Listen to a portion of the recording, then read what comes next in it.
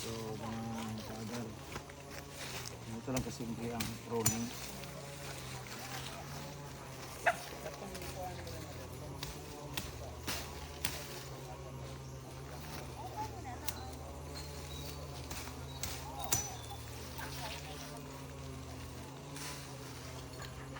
Medyo lalaki siya.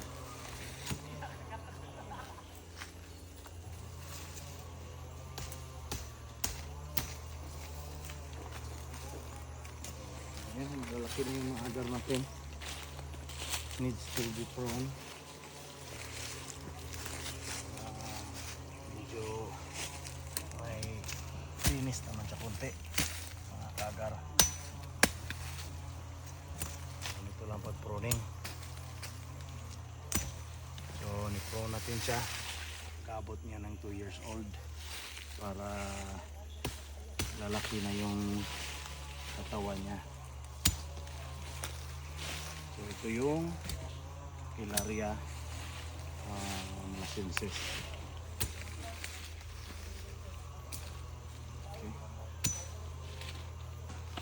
Okay, tuloy lang mga kagar.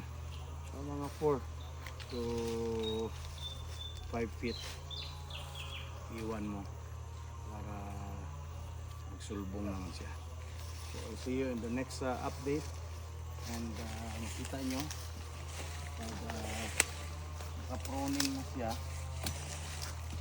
medyo yung paglaki ng mga branches niya medyo naging okay. So itong mga dahon na ganito nagawa naman nating tea. So para hindi magsayang. So sa next na update ko mga kaagar, turuan ko naman kayo kung paano gumawa ng tea. Salamat.